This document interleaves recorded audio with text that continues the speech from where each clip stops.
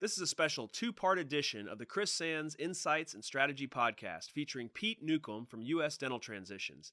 You're about to see part 2 of this episode. Thanks for watching. This episode of the podcast is brought to you by the Profit Maximizers at Crown Card Services. Experience the royal treatment for dentistry's credit card processing needs with Crown Card Services. So when we talk about changing of behavior, let's talk about savings. How much do you have? How long could you withstand COVID if the government never stepped in and gave you a check? In 2017, when we were preparing to start this firm, I went to Bank of America Practice Solutions. I went to a couple DSOs as well, but I went to Bank of America Practice Solutions, and I said, I'm looking for what kind of metrics do you wish you would see in financials from dental practices? And because they were the 800-pound gorilla in the lending space, I wanted to know.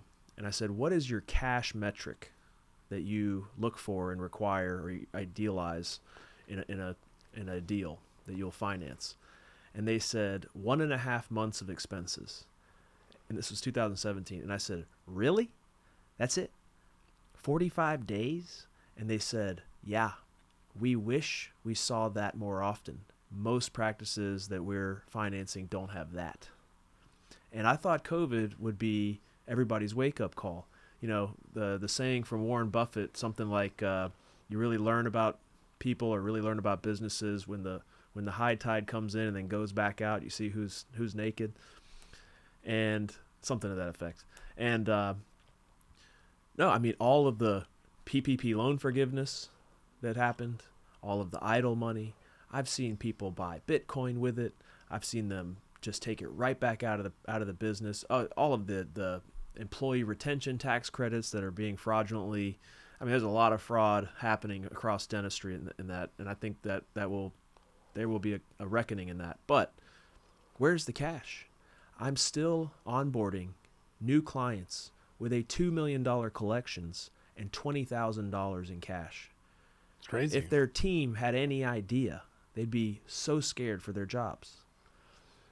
They're going to make payroll this go around, but if the staff only knew how close they were to not making payroll, to your point, they would be alarmed. Inversely, there's some great people out there who have tons of money saved up, maybe too much that's in a low-yield checking account, but I'd rather see that than the inverse. But, That's the 80-20 rule. 80% of them, tell me if you think I'm wrong here, 80% of them have too little cash, by and large. I would say 80% of them have almost no cash. Yeah. But, the other thing I want to discuss a little bit on valuations is, another thing I want to talk about is regarding valuations is location. Because I've seen some rural practices or some outliers that do extremely well. They may be the only dentist in the county. They may be doing a procedure mix that's really broad, but they're not in a major metro area. I can tell you that the dentists that I know in South Carolina who do not live in Charleston, their beach houses are bigger than the houses that the people who work in Charleston. They just are able to make more money in doing that. However, let me share this. You're not going to sell your practice for the same value as someone who has a practice in Charleston. So celebrate the win. You made a tremendous living for 30 years in a more rural area than Charleston. But the guy in Charleston is going to sell his practice for more money.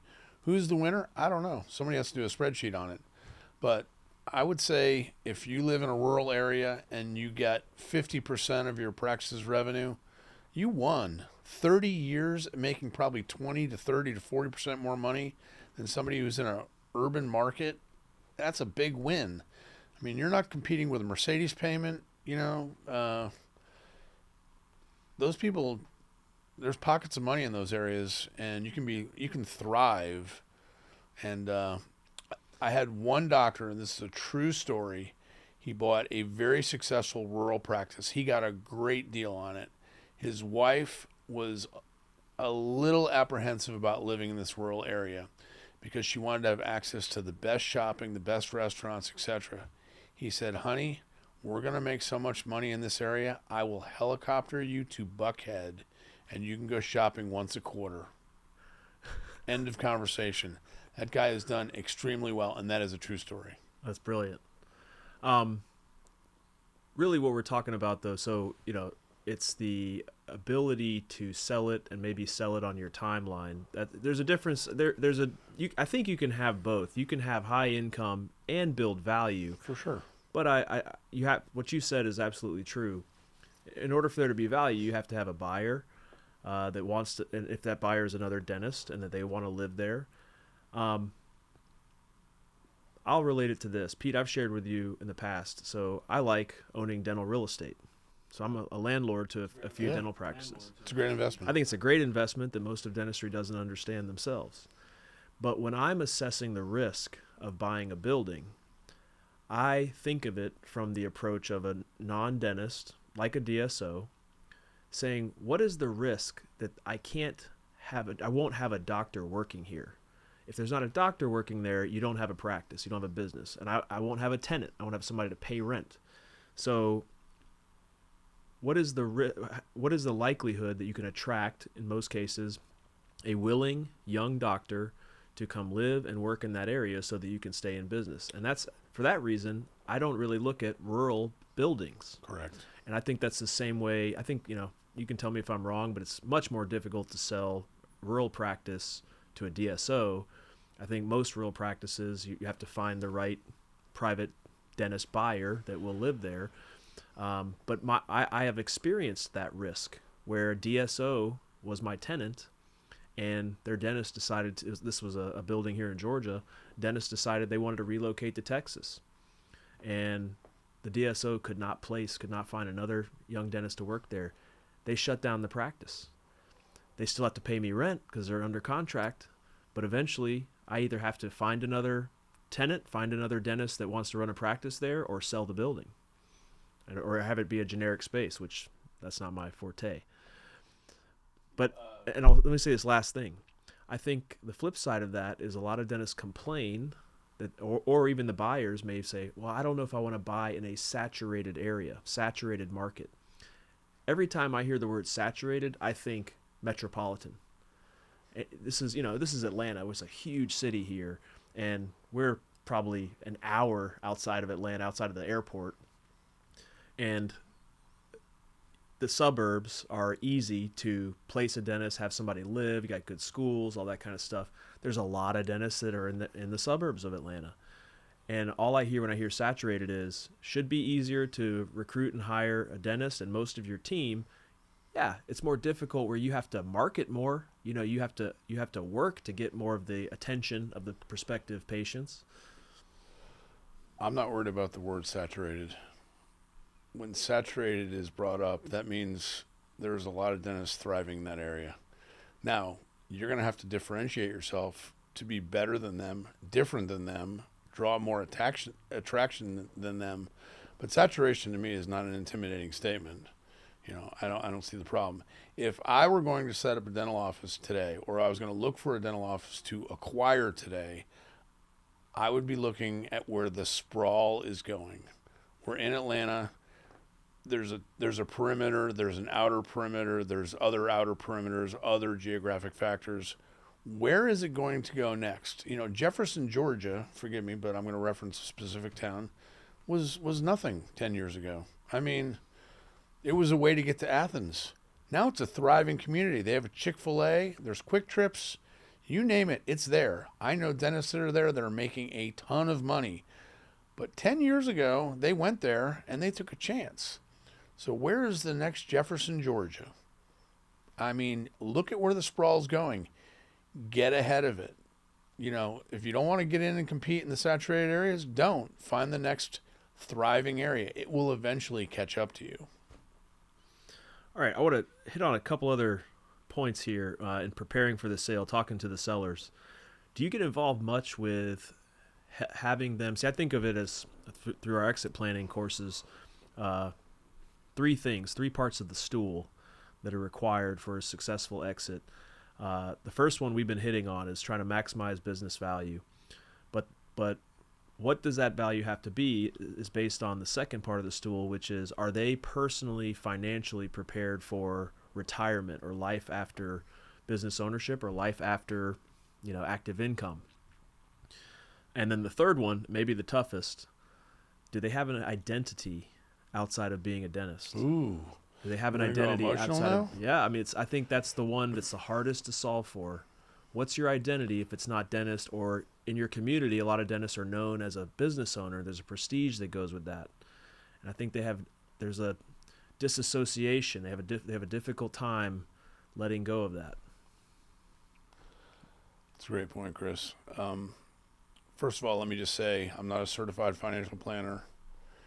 I'm not a CPA. I don't pretend to be Maybe one. not a therapist. Well, I would say in some ways I am a therapist because, coming from the old school, again, Bill Adams, 69, Bill always said, who am I without my practice? Is it my identity? My identity is closely tied to my work. My peer group, Chris, I consider you a great friend. I consider everyone that I work with to be a great friend, and I want to be highly respected in my industry. And dentistry is no different. These dentists, they go to meetings. They want to be seen amongst their peers. They want to be well respected, and they've sold their practice. Who's going to call him doctor now? Do you know that Bill Adams asked all 4 of his grandchildren, actually all 5, excuse me, to call him doc because nobody else calls him doc? Wow.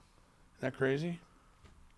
So I think that it really is a highly emotional time, and I just sold a practice 20 years ago when I was getting in this business. I sold a practice for a female dentist, highly successful, decided she didn't want to be in the location that she was in anymore, wanted to move to a different location, wanted a chance to start over, because I think once you establish the culture of a practice, it may not be what you wanted ideally for it to be, and it's hard to change that. So she moved over and got involved in another practice. And I've had many conversations, and the reason this one comes to mind is because it was just last Friday. The weeks leading up to it, she would have what I would say is a small tantrum and say, I'm just going to keep it. I'm just not going to sell it. If I can't get my way, then we're not going to do it. And it could have been something very small. She wanted to take her intraoral camera or her digital camera, or she wanted to, close on this date. She wanted to make sure that this happened for the staff. But I had to tell her that I had known her for 20 years. And I have to tell dentists that I've only known for 5 minutes the same thing. Your tantrum is not going to get in the way of our ultimate goal, which is to relieve you of something. Is it the pressure of being a dentist? Is it that you want to retire? Is it that you want the cash at the end of the rainbow? What is it? But I have to wade through the emotions of a seller, and sometimes a buyer for that matter, and I call them dental tantrums. And those dental tantrums cannot get in the way of the goal for us to get those people where they told us they wanted to be. You told me you wanted to sell your practice. We are on a path to sell your practice. This tantrum is not going to deter me from finishing what you asked me to start. So it happens, it can be challenging. And emotions run high for females and males because who are they without their practice? They've practiced for 40 years. They may have walked in the same door for 40 years.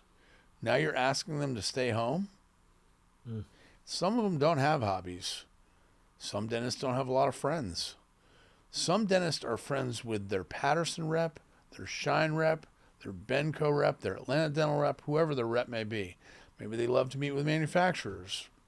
Maybe they just love to learn. And that's how they establish their friend group. But, a lot of them don't have, some of them don't golf. Some of them don't have boats. Some of them don't like fishing. And you ask them to leave their career. And I've had dentists tell me they would rather die seeing a patient than prepare their practice for sale because they feel like that's the end, which is sad. But you know what? I bet you they were really good at their trade. I agree with all of that. I think it's such an important thing for anybody listening to this to be thinking about that now. Like, you're correct that you do build a large part of your social network through work. We spend the most of our living life at work. So, but trying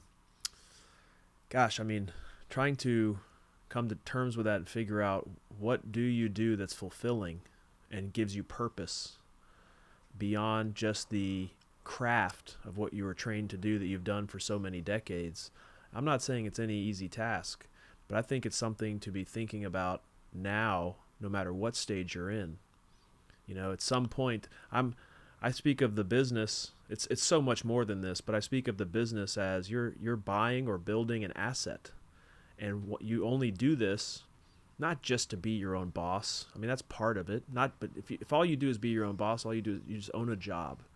But you want to build something of value that you can then transfer. You can sell, and maybe it's a large part. For most doctors, it's their life's work. It's their greatest asset. 80% of their net worth is tied up in that business. How do they harvest that value, and then manage their finances in their non-working years when that income stops? It's a big part of their retirement plan. Speak to that a little bit too, just financially. What have you seen? I'll lead it with this too. Back to the not a lot of cash, and the other thing I see in practices is a ton of debt. And I'm coaching every practice owner I have about debt on two things. While they own the business, for them, the debt is creating a phantom tax. So it's suffocating their cash flow because they have a loan payment, plus they owe tax on the principal portion of that loan payment. Okay, the IRS views it as you're using profit to pay down principal, not deductible. So it's more than just, the cash flow is more than just the payment. But second, you got to be working toward that end goal, that time when you want to sell. When you sell, you pay taxes, and then you pay off the debt. All debt is paid off with after-tax dollars. And I don't think they've done the math on knowing what they need, their personal financial planning, if they use a financial planner. What's your number? What's the number they feel like they need? That's not my personal strategy, but that's most people's strategies. I got to have a bucket of money, a nest egg number to live off of. And they haven't done the math backwards to figure out, if I sell what's my practice worth? If I don't do any pre-planning, at least 25% of that's going to go to taxes. What's that after-tax number? And then how much debt do I have? Because that gets paid off next. And then what's the net number that I have after taxes and debt payoff? You said a lot there. And I did. I'm going to throw one more thing in there. That statistic that's been thrown around a lot. The ADA puts it out and says that 95% of dentists are not successful in retirement. They're not prepared for retirement. Not prepared, yeah. I have a principle that I live with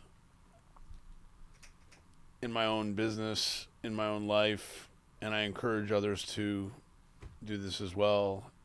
The answer is not cost cutting. The answer is growing revenue. So you talked about a lot of things right there. You talked about maturation emotionally. Are doctors growing emotionally? Are they prepared for the stage that they are in life, right? Are they prepared business-wise for where they are in life? Are they prepared clinically for where they are in life? Are they growing their revenue year over year? Because I'll tell you what, when you get to the point where you think you're going to cut back to 3 days, you're making a bad business decision, okay?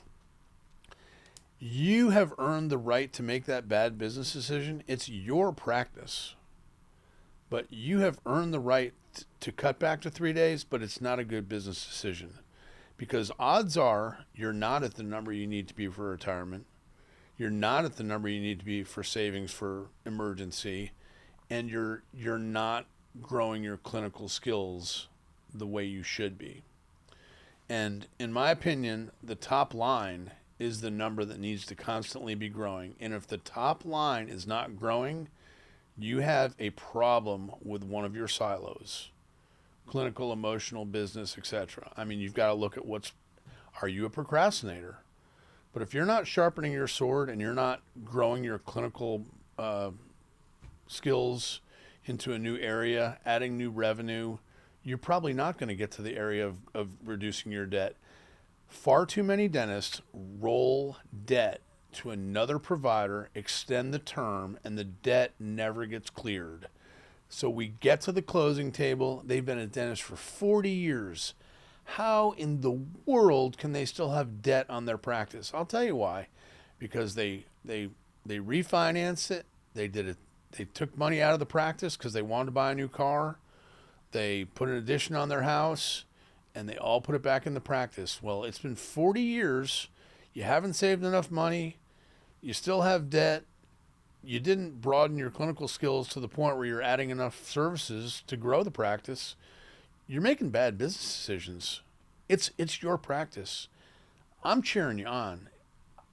I don't have a horse in this race. It's your practice. So if you want to do those things, you've earned the right to do them. If you want to cut back to 3 days, go ahead. I'm going to tell you right now, you're not making good business decisions, but that's on you. Anything that's healthy is growing. Okay, plants, children, your career, income, all of that, and making that reinvestment into that asset to grow it to the next level. So true. The revenue has got to be going up every year, not just going up, but going up by more than what expenses are going up. And that is the definition of maintaining profitability. Revenue growth must exceed expense growth rate. And you got to admit that expenses are going to grow every single year. You're going to have, 5 to 7% potentially. You got pay raises, cost of supplies, inflation, all of that. And the other thing you said is just so common, so profound, the cutting back to the 3 days, which they have every right to do.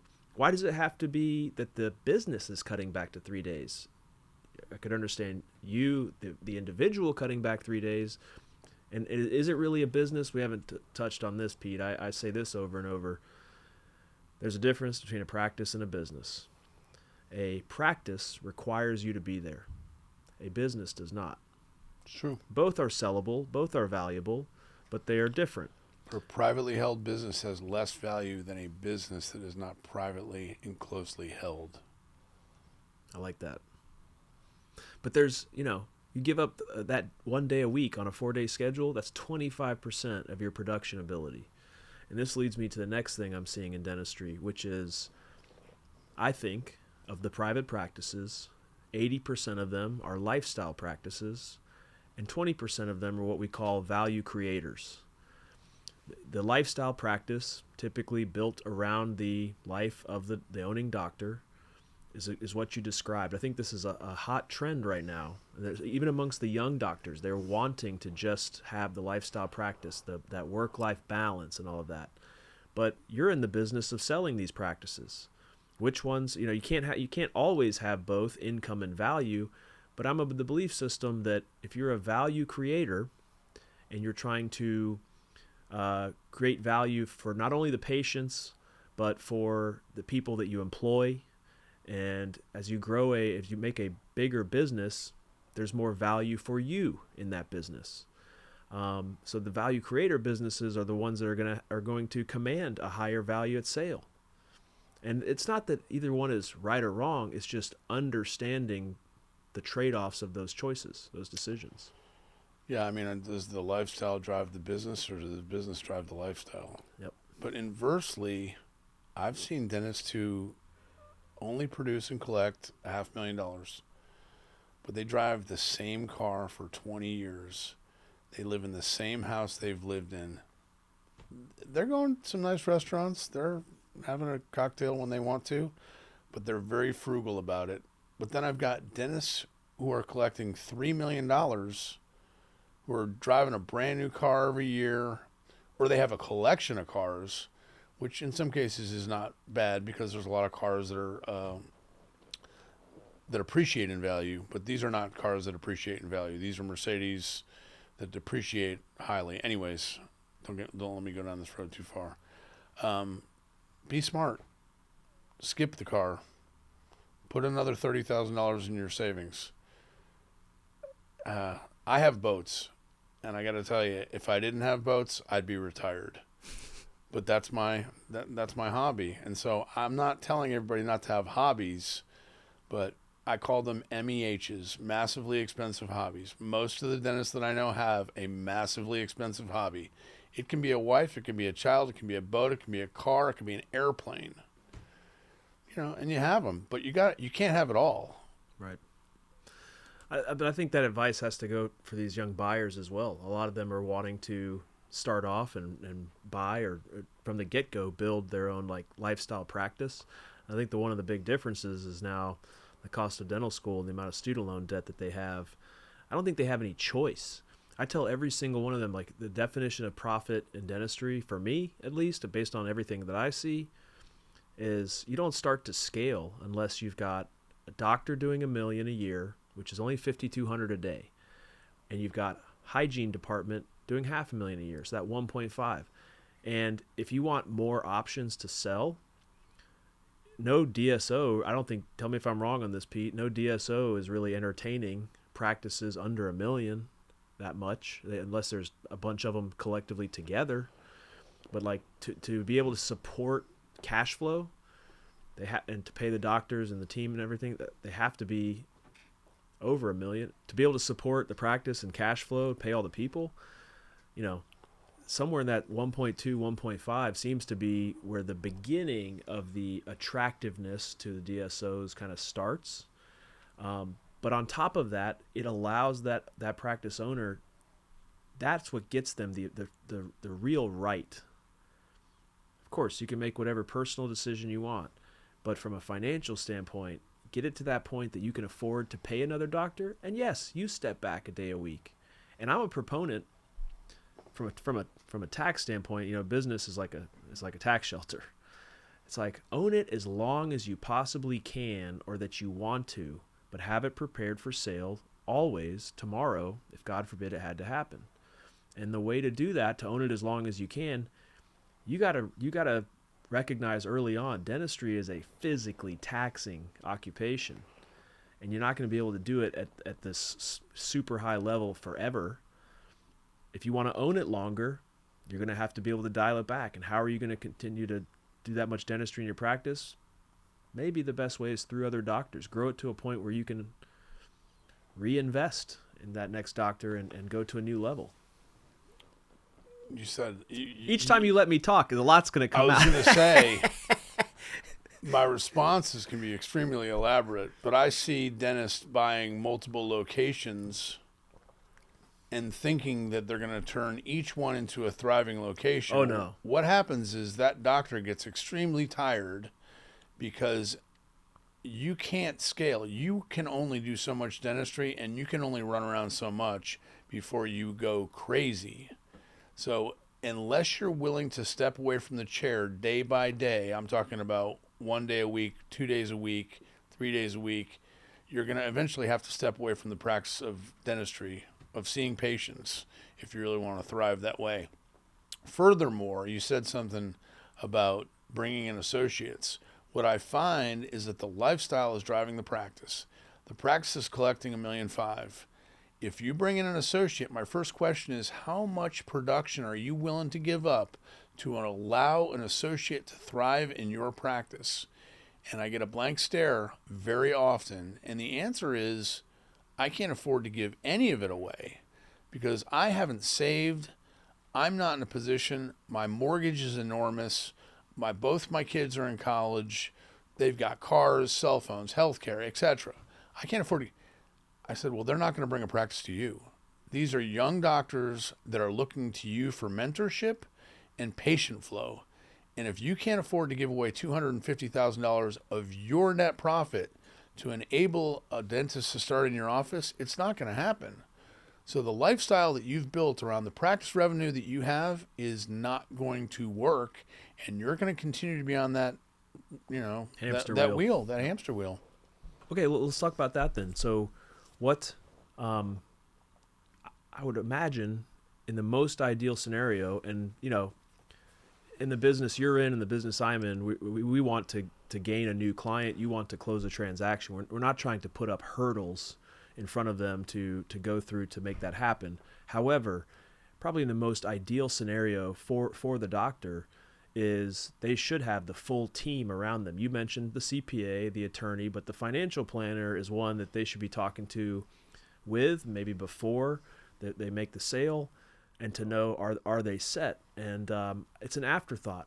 I've learned a few new things recently, and I'll give this to you, and this is not, it doesn't have to be this way for everyone, but I will tell you that you have a lot more options from saving taxes in some proactive planning if you are planning that future sale years out and you strategically try to sell the business in the earlier part of the year. Whenever you're selling something at the end of the year, your tax return is done on December 31st. And you usually have to buy something or Which means put you the have money. 9 months to bury it. You need that timeline. But if you're selling in January, you effectively have like The whole year. a year and 9 months. Right. So if somebody sells mid-year, that's still a decent glide plane to do something. But talking about that, planning that ahead, I agree with you. A lot of people are secretive about it, but this is their money. This is probably the largest transaction outside of buying their house. It's one of the largest transactions they're ever do is buying and selling a business. Well, I think there are two different types of confidentiality, right? There's patient confidentiality, because you never want your patients or your staff to think that you may be looking to transition your practice, because that's their security. The front desk thinks that the next guy may not keep them. Well, anybody who has good business acumen is not going to break something that's working. Right. But, people live paycheck to paycheck. And I'm not saying staff is that way, but so there's confidentiality amongst your practice, your staff, your vendors, your et cetera. You don't want those people to understand you're selling. However, your consultants, your CPA, your financial planner, anybody who you might talk with about your plans, you don't need to be confidential. You need to be laying things out, because I've seen it at the closing table where a doctor is literally figuring out his tax implications with a pencil on a piece of paper based on a closing statement. It's the wrong time to be figuring out what you got left. So, you need to be talking with your consultant years in advance. Actually, I think it's a way of life. I think it should be a habit. I think if you're not having calls with these people on a regular basis, you're doing yourself a disservice. You're just ignoring the elephant in the room. The elephant in the room is you don't have any money to retire with. And if you don't start planning for it now, it's not going to get any better. You're just procrastinating. Actually, it's going to get worse. It's totally true. So let's talk about the topic that's important for both the seller and the buyer, and that they maybe should have some consulting around. And it's a lot of times it can be a something that can really rattle the deal is the lease. What's been your experience, or what's your advice, first to the seller about their lease? Let's talk about somebody who's renting a space and somebody who owns their building. In my experience, most dentists don't really have a good baseline understanding of what their building asset is worth or what the rent should be. Now, again, we're going to go back to lifestyle. They may be overpaying themselves as a way to avoid tax implications, which they're going to wind up having anyways. They just don't understand how it works. But in my opinion, you should seek the counsel of a professional that works with real estate. Because if you actually understand the value of your real estate and you understand what fair market value rent is, you will make better decisions when you go to sell your practice. I have had dentists who say, I would rather get mailbox money for the next 10 years than to sell my building for a flat fee. That's an emotional decision. That is not based on any business acumen that they have. That's what they think would be the best for them. How do they know that they can't invest that lump sum in an annuity or any other financial vehicle and come out better on the other end and not have to manage real estate? And how do they know that the rent is appropriate? Is it 5% of revenue? Is it more than 5% of revenue? Does it even meet the metrics? Is it fair market value? I mean, does your neighbor have the same rent? Have they taken into account that it's plum space? I mean, there's so many variables, and I don't think dentists have the right tools to make those decisions And I would encourage them to seek the advice of somebody who has the tools to give them the advice. Yeah, I think that I would give feedback on while you own the business, maximize rent. And from a tax and accounting firm, the advice to protect yourself is the IRS says it has to be fair and reasonable, and so that's the market rate that you're talking about. And I totally agree with you. They feel like they've never heard that term, market rate rent. They have no idea what it is. I'd say today, if I was guessing, anywhere ranging from $20 a square foot in places like Mississippi, could be $35 a square foot in Manhattan. We're here in a metropolitan area. I think low end here is probably $25 a square foot, maybe 27, somewhere between 25 and 30. I think is today's market rate rent in a lot of metropolitan cities.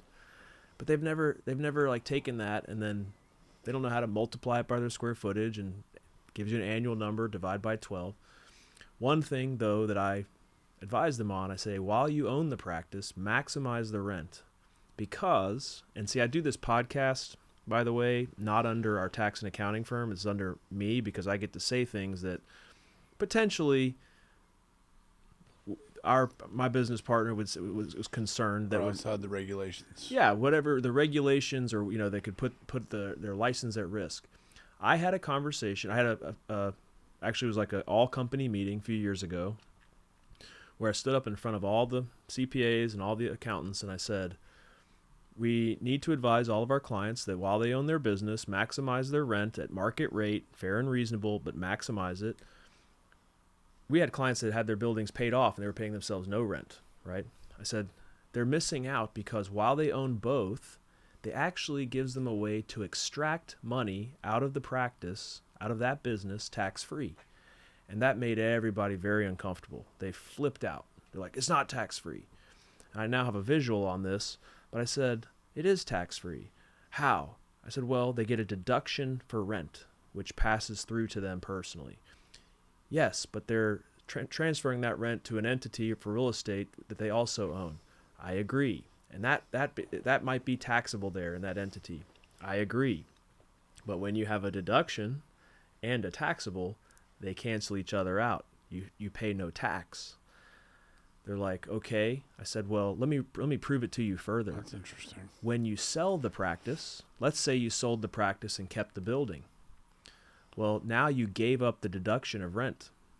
You don't own the business. You don't get to deduct the rent. You're just receiving rent from someone else. Now it's all profit. Now it's taxable, right?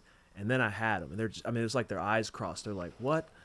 And so, while you own both, that would be my advice. Maximize it. Within reason, and also that being within reason shows that potential third-party buyer in the future, or a lender, anybody on the third-party side, real metrics for that business. And I also would say, even though you own both the building and the business, and you don't have to have a lease between the two, you should. If something happened to you, you'd have that for your family. If they decided to keep the building, have the lease, make it a triple net lease, so the business deducts all the property taxes and insurance. So you got me on my passionate topic, and then and then have it with increasing rents. Now, you sell the business, come to the decision if you want to sell the building as well. My quick rule of thumb, because I like to buy these buildings, is whatever that annual rent is, I'm an investor. I want to get a good rate of return, way better than what I can get in a money market account. I'm looking for minimum probably 7% return. 7.5 to 8.5 would be nice. And I would take that annual rent and divide by 7.5%, and that tells me what I would pay for the building. That's how I'd value the building. That's how the third party in the real estate market would value your building. And you need to be realistic on that too. Just like selling the business, selling that building, a lot of times an emotional decision, especially if they had a hand in building it. Chris, you just said something that I want to make sure that everybody heard. You have a methodology, a fundamental financial decision-making rule about how to buy a building or when to buy a building if it makes sense. I don't know one dentist in my 20-year history that has ever used a financial model to decide whether or not to buy a building. They bought a building because someone told them it was a good decision. Did they pay the right value? They don't know. Will it work out for them? It probably will. And the reason is you can put a dentist in a very precarious position. And the industry is wealthy enough that they can work their way out of a big hole that they dug for themselves. But if they had only made a more sound decision in the acquiring of that building, they might not have as big a hole to dig out of. So if you could ever get the attention of any dentist who wants to buy a building and share with them your formula, I think that would be very valuable. One at a time. I try to share it with all of them. Yeah. Trying to make sure you get some nuggets, because I do think that is really important. Without a doubt. I know we're on camera, we're off camera, but I have tried to buy, it's actually a ploy. But when dentists come to me and they're buyers and they're not sure if they should buy the building, I just tell them, if you're not going to buy it, I'm going to buy it. They say, why do you want it? I say the same thing. I'm like, hey, I go, if you're ever going to sell that building, call me. He said, and then they all lean forward and go, why do you want to buy the building? I go, because you're a good risk and you're going to buy that building for me. And then when you finally realize that it would be a good investment for you to own the building, I'll sell it back to you, but you already bought it for me. And they go, okay, I'll buy it. True story. Now, what about when they're preparing for that sale, and what should the buyer be looking for in a lease? What's to be known? Let's shift to the renter practice. They don't own the building, they've got a lease in place. What's important in preparing for the sale, or when on the buyer side when they're looking at or negotiating the lease or the next follow-up lease? Well, some of this may not be relevant, but I think it's relevant. I think leases should be in the 5, 6, 7% range, if not lower. Okay? But you might have a superstar dentist who's producing a ton of dentistry and his lease just happens to be low, even though it's fair market value. Is it also in your experience that when a buyer is using a lender, that the lender mandates that the lease term match or be close to their loan term? Yes. They will require that the buyer have an option for the term of the loan. So if you have a 10-year loan, you will need to have a 10-year option. It could be 5 2-year options. It could be 2 5-year options. If you have a 15-year loan, which I wouldn't advise because you're going to pay an astronomical amount in interest, but you're going to need to have 3 5-year options. Yes, so leases and loans should be coterminous, at least with the option. Yep. So thank you for validating that. Okay. Let's end with this, because Pete, I'm going to have you on another episode. I had written down so many nuggets and so many notes that I wanted to go over. Fun today. We're going to have to totally on a separate one dive into this world of experience you have in DSO sales. So I mean, starting out all in private practice sales and then experiencing the huge, I wouldn't say it was a bubble yet, but the huge phenomenon that we experienced, just post-COVID, peak valuations, how DSOs have changed. We'll save that for another episode. We got to talk about it. I'm going to give you the teaser. You ready? I'm ready. I worked with all of these old guys. Earl Douglas, Bill Adams, Tony DeLoach. I mean, these guys were my buddies. We'd go out and have a beer. We'd go, have something to eat, and we'd talk about the good old days. And one of the things they always said was, we're going to keep dentistry in the hands of dentists. So for the first 10 years of my 20, never sold to a DSO. One of my reps raised her hand and said, could we try one? And we did. And now 75% of our revenue is selling to DSOs. That doesn't mean that 75% of our practices sell to DSOs, but they're just larger and more lucrative because the practices are larger in themselves. Without a doubt, we have to address that. It's a hot topic. Okay, let's speak to the buyers. Yeah, sure. What has been your experience, and if you're coaching a buyer now as they're looking for their deals, uh, we use the word deals internally in jargon, but really is they're looking for the practice that they want to own, how to prepare themselves, what approach to take or not take with the seller. Um, and I want to I'll leave it with this. Our CPA firm, I believe a lot of dentists want to use a CPA as an absent third party for one purpose: help me drive the price down. Pick it apart, help me drive the price down. And then a lot of CPAs make the mistake of, oh, that's how you love me. That's how you think I'm valuable if I help you do that. And the result can be that they never buy the business. Nobody gets a client. Nobody wins. The practice didn't sell.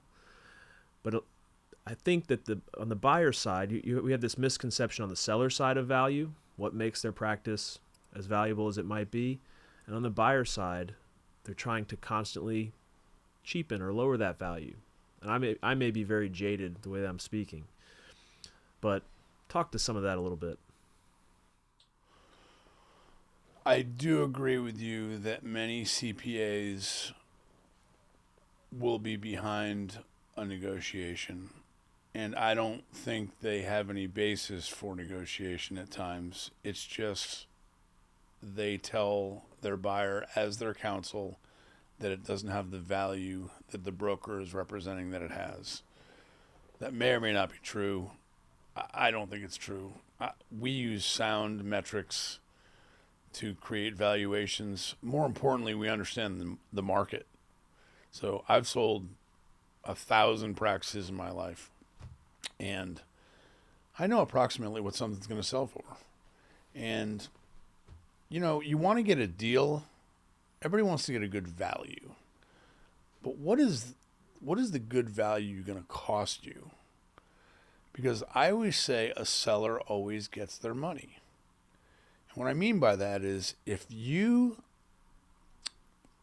take value out of the practice, because really what you want is a seller who's going to carry your flag through town every day and tell every patient what a great guy you are and how well you treated them as they transitioned into retirement.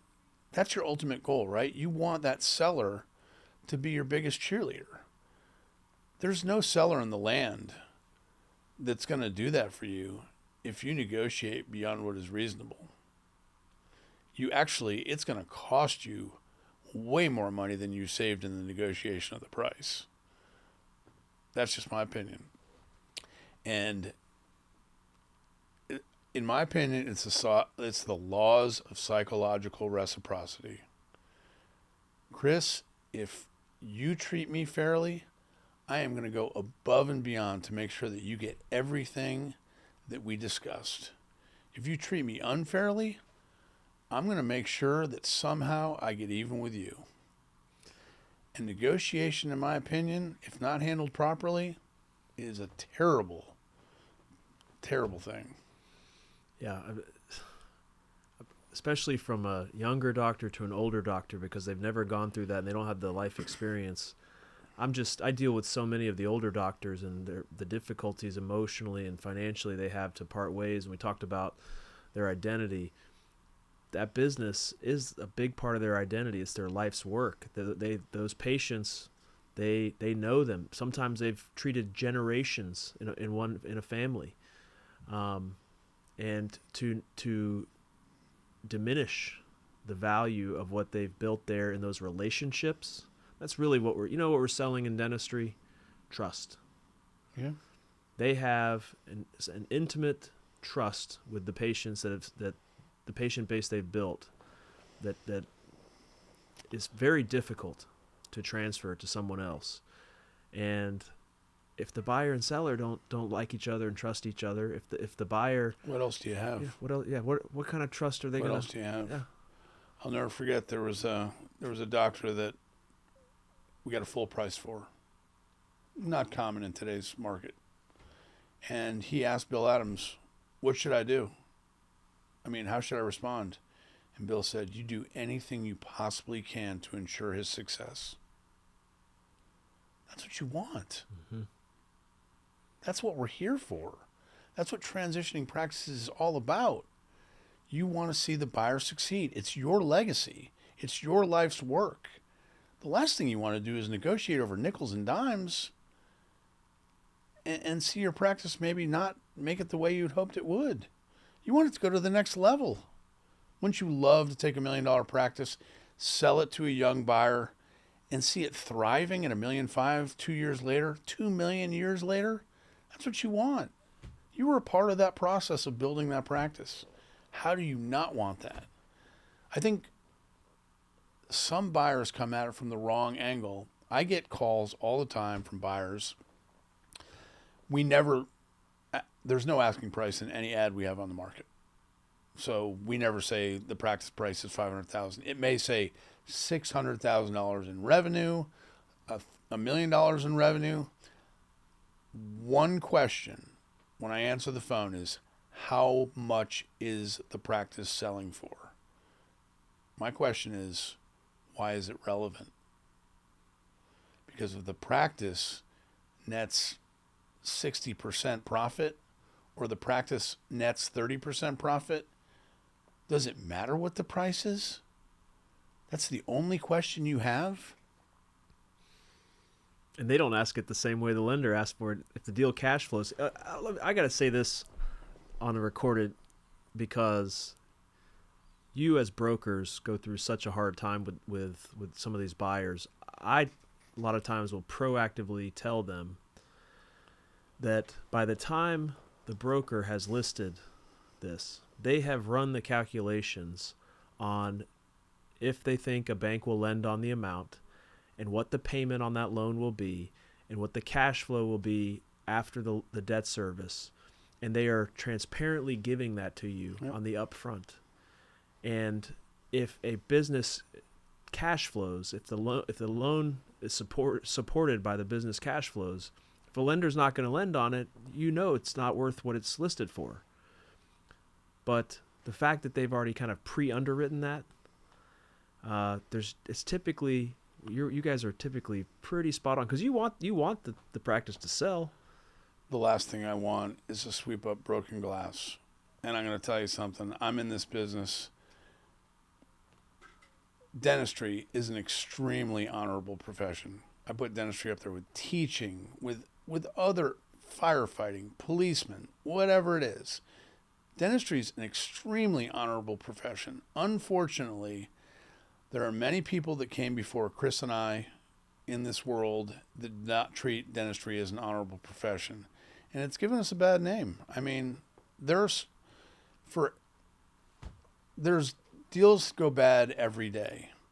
But I will tell you that for every bad deal, there's 100 great deals. I don't care what organization it is. There are some very honorable brokers. Obviously, CPA is a very honorable profession as well. Brokers have never been seen, they've been seen as a necessary evil.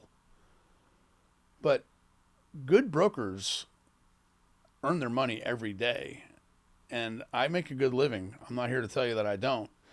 But I've been able to avert some very bad situations for people that would be in a terrible situation. Well, sales make the world go round. We need more of you. Otherwise, nobody wins. Practice doesn't sell. Without sales, there is no revenue. That's right. So. Well, Pete Newcomb, I cannot thank you enough for this podcast. It was fun. Thank you for coming dressed as the most interesting transition broker in the world. We've got to do this again. Love to. Hopefully very soon. A lot more to dive into. Well, that's all for this episode of the Chris Sands Insights and Strategy Podcast. If you found this to be valuable, don't forget to hit that subscribe button so you never miss an episode from anywhere you get your podcast from. And share it with your like-minded friends or those who you think may benefit from these conversations and advice. We also post full videos and reels of our episodes on my YouTube channel at chrissands.com. That's at CHRISSANDSDOTCOM. And you can also find those episodes on our website URL, chrissands.com. If you find something particularly interesting from an episode that generates questions or curiosity that you want to learn more specifics about, leave comments on our YouTube videos, or submit an inquiry through our chrissands.com website. That's all for now, and we'll see you in the next episode.